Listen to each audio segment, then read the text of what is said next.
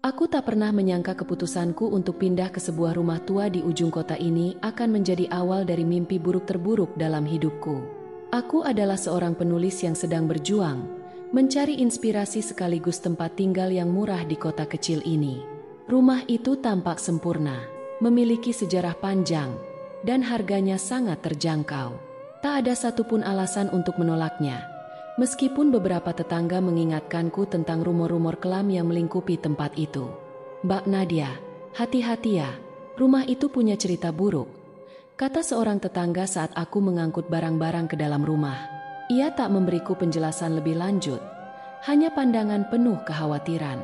Aku tersenyum kecil dan berusaha meyakinkan diriku bahwa semua itu hanyalah mitos. Lagi pula, aku bukan orang yang mudah percaya pada cerita-cerita hantu. Namun, sejak malam pertama, aku mulai merasakan sesuatu yang ganjil. Malam itu, setelah semua barang tersusun rapi, aku berbaring di kasur yang masih baru. Awalnya, aku merasa sangat lelah setelah seharian memindahkan barang. Tapi ketika aku hampir tertidur, suara aneh terdengar dari lorong. Suara langkah kaki yang pelan, seolah ada seseorang yang berjalan di depan pintu kamarku. Aku menegakkan tubuh, menajamkan pendengaran, tapi tidak ada apa-apa. Esok harinya, aku mengabaikan suara aneh itu, menganggapnya sebagai hal biasa dari rumah yang sudah tua. Malam berikutnya, suara langkah kaki itu kembali terdengar. Kali ini, bukan hanya langkah kaki, tapi juga suara bisikan yang samar. Seperti ada seseorang yang berbisik di balik dinding kamar. Aku bangun dengan cepat, membuka pintu, dan menyalakan semua lampu. Lorong itu kosong, tidak ada siapa-siapa. Kehadiran suara-suara ini semakin sering terjadi. Setiap malam, aku mulai mendengar suara langkah kaki yang tidak bisa dijelaskan asalnya, dan bisikan-bisikan yang semakin jelas, namun tak bisa kupahami. Meskipun aku berusaha keras mengabaikannya, rasa takut mulai merayap dalam pikiranku. Aku bahkan mencoba menyalahkan imajinasiku sendiri, berpikir bahwa mungkin aku terlalu lelah, terlalu banyak memikirkan pekerjaan. Ketika aku bercerita kepada tetangga tentang apa yang kualami, mereka hanya memandangku dengan cemas, namun tidak ada yang memberiku jawaban pasti. Mereka seolah-olah tahu sesuatu yang tidak mereka katakan. Satu hal yang pasti, semakin lama aku tinggal di rumah ini, semakin aku merasa ada sesuatu yang tidak beres. Ada sesuatu, atau seseorang, di rumah ini yang tidak ingin aku berada di sini. Hari-hari berlalu dengan semakin banyak kejadian aneh yang menghantuiku setiap malam. Aku tidak bisa tidur dengan tenang lagi. Suara langkah kaki dan bisikan-bisikan misterius itu semakin jelas, semakin dekat, seakan sosok yang tak terlihat itu sedang mengawasiku. Aku mulai merasa tak nyaman berada di rumah ini, namun belum ada alasan yang cukup kuat untuk meninggalkannya. Aku masih berpikir ini hanya kecemasan yang berlebihan. Pada suatu sore, ketika aku membersihkan kamar di lantai atas, aku menemukan sesuatu yang aneh. Di sudut lemari tua yang terlihat seperti tidak pernah dibuka selama bertahun-tahun, ada sebuah buku harian yang terbungkus kain kusam. Entah mengapa, ada perasaan aneh yang melingkupi diriku, seolah-olah aku baru saja menemukan sesuatu yang seharusnya tak kulihat. Buku itu tampak rapuh. Halaman-halamannya sudah menguning dimakan waktu. Aku mulai membaca isinya, dan halaman pertama mengungkapkan nama pemiliknya. Nama itu terdengar asing, namun dari catatan tanggal yang tertera, aku bisa melihat bahwa buku ini berasal dari lebih dari 100 tahun yang lalu. Amara, seperti yang diceritakannya dalam buku itu, adalah anggota keluarga bangsawan yang dulu tinggal di rumah ini. Melalui tulisannya, ia menceritakan kehidupannya yang kelam dan penuh ketegangan. Keluarga Amara tampaknya hidup dalam kemewahan dan kekuasaan. Namun di balik itu semua, ada rahasia gelap yang disembunyikan. Seiring aku membaca lebih jauh, aku mulai memahami bahwa keluarga ini terikat pada sebuah kesepakatan dengan kekuatan supranatural demi mempertahankan kekayaan mereka. Tulisan Amara semakin mencekam ketika ia menggambarkan bayangan-bayangan gelap yang terus menghantui keluarganya. Keluarga itu, satu persatu, mulai menghilang secara misterius. Jiwa mereka seolah-olah dimakan oleh kegelapan yang mereka undang sendiri. Saat membaca catatan-catatan Amara, aku merasakan udara di sekelilingku berubah. Ruangan menjadi lebih dingin, dan aku mulai merasa seolah-olah ada sesuatu yang mengawasiku dari kegelapan sudut-sudut rumah. Sejak saat itu, aku tak lagi bisa merasa tenang. Seperti yang dialami Amara, aku mulai merasakan kehadiran sosok-sosok gelap yang terus mengikuti setiap langkahku. Setiap kali aku membuka mata di tengah malam, aku merasa ada yang berdiri di ujung tempat tidurku, menatapku dalam kegelapan. Aku ingin berhenti membaca buku harian itu, namun rasa penasaran dan ketakutan yang aneh justru membuatku terus membalik halaman demi halaman. Dalam setiap lembaran buku itu, Amara semakin menggambarkan bagaimana keluarganya jatuh ke dalam jurang kehancuran. Kesepakatan yang mereka buat ternyata tak bisa dibatalkan, dan harga yang harus dibayar adalah kehidupan mereka. Malam itu, setelah selesai membaca bagian yang menggambarkan hilangnya saudara Amara secara misterius, suara langkah kaki di lorong terdengar lagi, kali ini lebih berat dan lebih jelas. Aku merasa tubuhku membeku. Aku menahan napas, berharap itu hanya imajinasiku. Ketika pintu kamar perlahan berderi terbuka, aku tahu bahwa kehadiran yang menghantuiku semakin nyata. Dan mungkin, rumah ini tidak akan membiarkanku pergi begitu saja. Setelah menemukan buku harian Amara, segala sesuatu di rumah ini semakin terasa tidak wajar. Suara langkah kaki yang sebelumnya hanya terdengar samar, kini semakin jelas. Terkadang, langkah-langkah itu terasa begitu dekat, seolah-olah ada seseorang yang benar-benar berjalan di balik dinding. Di saat yang lain, aku mulai melihat bayangan hitam bergerak cepat di sudut mataku. Setiap kali aku menoleh, bayangan itu selalu menghilang, seolah bermain-main dengan pikiranku. Aku mencoba meyakinkan diriku bahwa semua ini hanya efek dari buku harian yang kubaca. Pikiranku pasti terlalu terbawa suasana, apalagi buku itu penuh dengan cerita tentang kutukan dan kekuatan gelap. Semakin aku mengabaikan perasaan itu, semakin kuat teror yang kurasakan. Suatu malam, saat aku duduk di ruang tamu dengan laptop di pangkuan, aku merasa ada yang menatapku. Aku memutuskan untuk istirahat dan menuju kamar tidur. Saat aku hendak naik tangga, aku melihat sesuatu yang membuat bulu kuduku berdiri. Di ujung lorong yang gelap, di depan pintu kamarku, ada bayangan tinggi yang tampak diam berdiri. Bayangan itu tidak bergerak, hanya dia menghadap ke arahku. Aku memejamkan mata sejenak, berharap bayangan itu hanyalah ilusi. Tapi ketika aku membuka mata lagi, bayangan itu masih ada. Kali ini, ia mulai bergerak perlahan, seolah melayang mendekat. Tanpa berpikir panjang, aku berbalik dan berlari keluar dari rumah. Napasku tersengal-sengal saat aku berdiri di luar, berusaha mengatur detak jantungku yang berpacu. Aku kembali masuk hanya ketika pagi mulai menyingsing, berharap siang hari bisa memberikan sedikit ketenangan. Tapi ketenangan itu tidak bertahan lama. Setiap malam, kehadiran bayangan-bayangan itu semakin kuat. Sosok-sosok gelap yang sebelumnya hanya terlihat sekilas di sudut mataku kini semakin sering menampakkan diri secara langsung. Mereka berdiri di pojok ruangan, mengintai dari balik pintu, atau kadang bahkan muncul di cermin kamar mandi saat aku sedang mencuci wajah. Ketakutan ini mulai merambat ke dalam mimpi-mimpiku. Setiap malam aku terbangun dengan keringat dingin, berusaha mengingat apakah semua itu hanya mimpi atau kenyataan. Tapi bayangan itu terus mengikuti, baik saat aku tidur maupun terjaga. Aku merasa terperangkap di dalam rumah ini. Setiap kali aku mencoba pergi, ada sesuatu yang menahanku, seolah-olah dinding rumah ini memiliki nyawa sendiri. Kunci pintu terkadang tidak mau berfungsi, dan jalan keluar dari rumah seakan menjadi semakin jauh. Aku mulai berpikir, mungkin kutukan yang menimpa keluarga Amara sekarang telah menjeratku. Apapun yang menghantui mereka, kini telah mengincarku. Aku memutuskan untuk mencari tahu lebih dalam tentang keluarga ini, berharap bisa menemukan jawaban atau setidaknya cara untuk menghentikan semua ini. Aku mencari tetangga yang pernah mengingatkanku tentang rumah ini, seorang pria tua yang tinggal di rumah seberang jalan. Namun, saat aku mendatanginya, rumah itu kosong. Tidak ada tanda-tanda kehidupan, seolah-olah pria itu menghilang begitu saja. Tak ada yang bisa menjelaskan kemana dia pergi, dan para tetangga sepertinya enggan berbicara tentang rumah tua ini. Semakin aku mencari jawaban, semakin aku terseret ke dalam kegelapan yang sama yang pernah menelan keluarga Amara. Rasanya, hanya soal waktu sebelum bayangan-bayangan itu datang untuk mengambilku. Setelah beberapa hari mencoba mencari petunjuk di luar rumah, aku menyadari bahwa jawabannya mungkin ada di dalam dinding-dinding yang mengurungku ini. Buku harian Amara menjadi satu-satunya kunci untuk mengungkap kebenaran. Namun apa yang kutemukan malah menambah teror. Saat membaca lebih lanjut, aku menemukan catatan tentang ritual yang dilakukan keluarga bangsawan itu untuk mendatangkan kekayaan dan kekuasaan. Mereka telah melakukan kesepakatan dengan kekuatan yang gelap, sebuah entitas yang haus akan jiwa.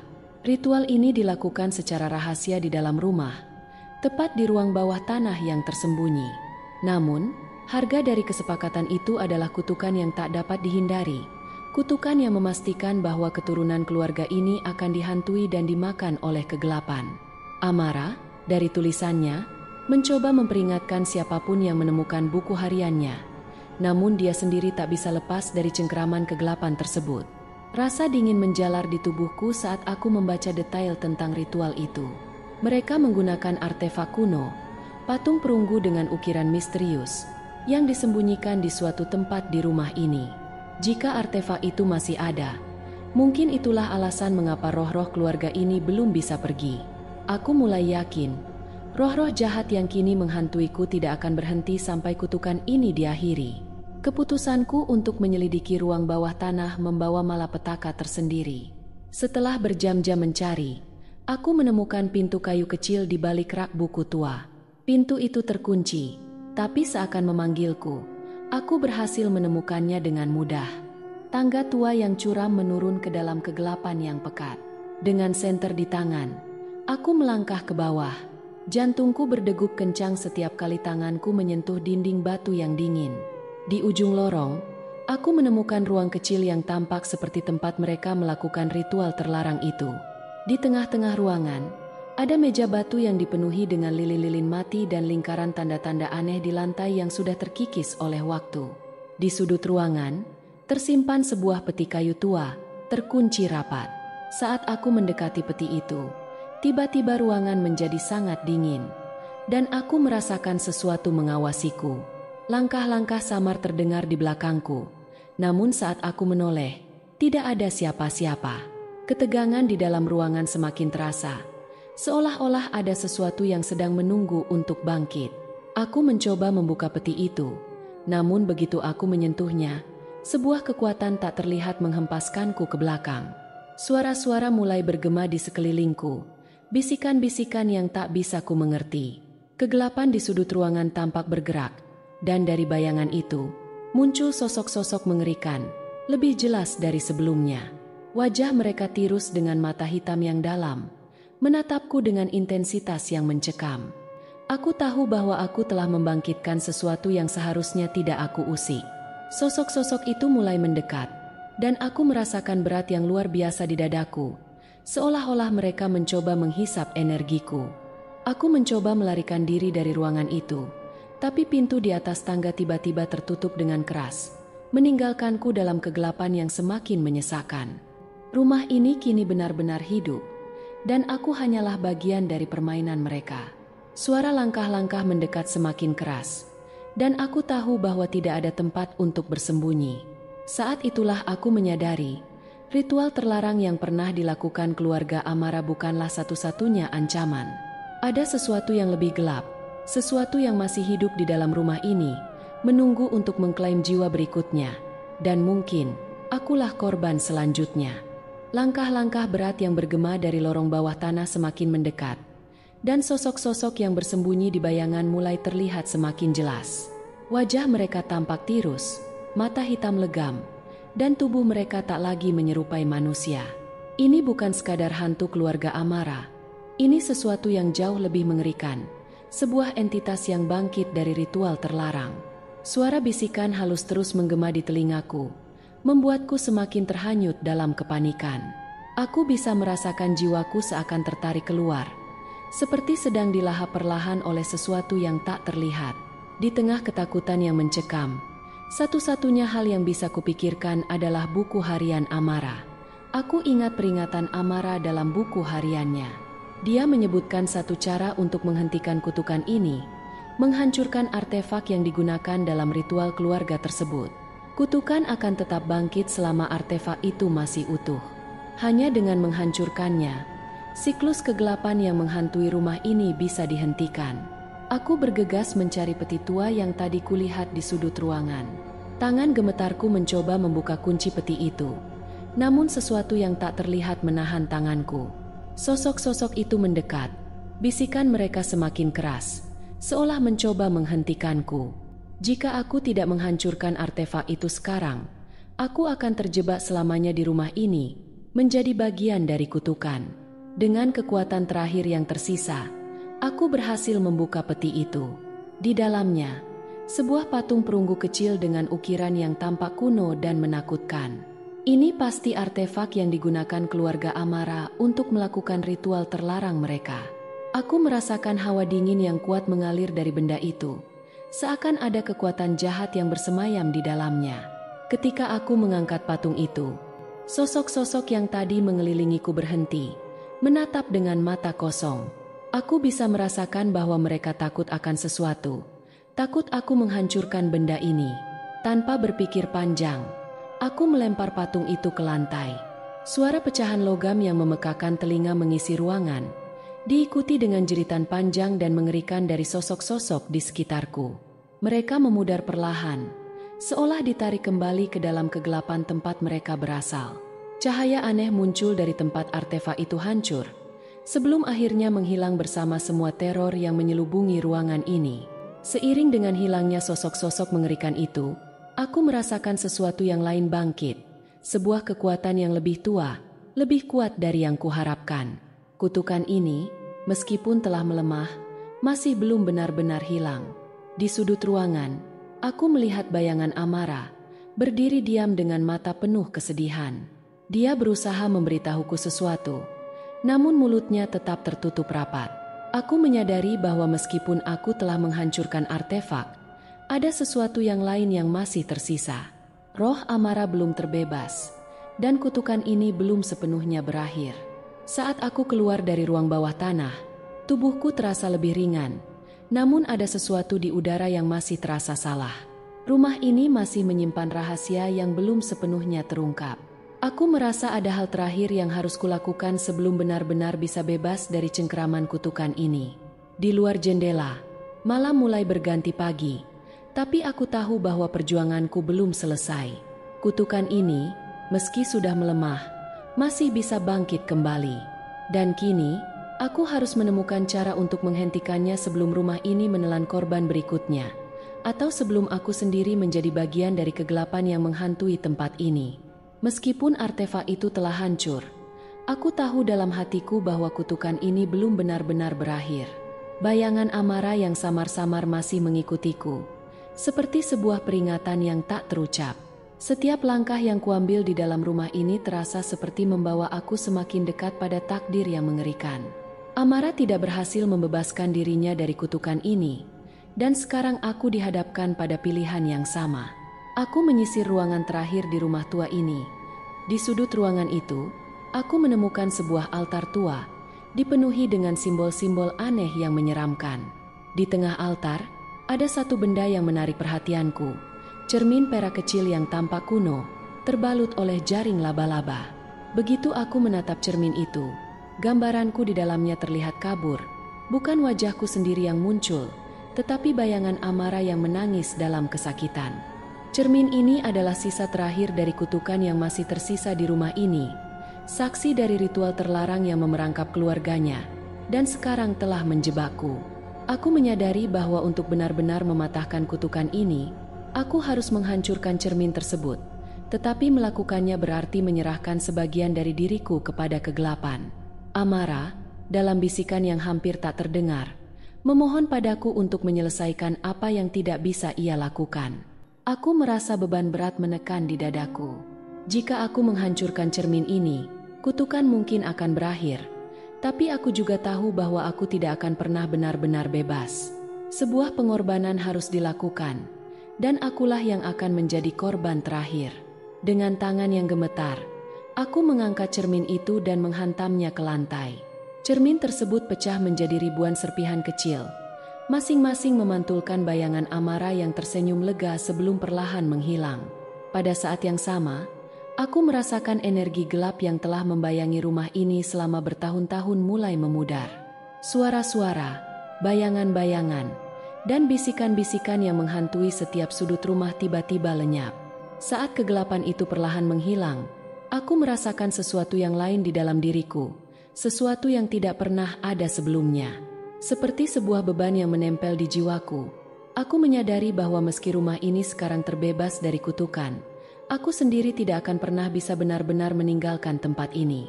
Aku adalah bagian dari cerita ini sekarang. Ketika aku keluar dari rumah itu, sinar matahari pagi menyapa wajahku, tapi bukannya kelegaan. Yang kurasakan hanyalah kehampaan. Aku telah menghentikan siklus kutukan yang menghancurkan keluarga Amara, tapi dalam prosesnya, aku mengorbankan diriku. Aku bisa keluar, tapi jiwa dan pikiranku akan tetap terikat di rumah itu selamanya.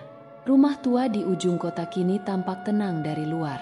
Orang-orang yang melewatinya mungkin tidak akan merasakan apapun, tidak lagi mendengar suara-suara atau melihat bayangan-bayangan aneh.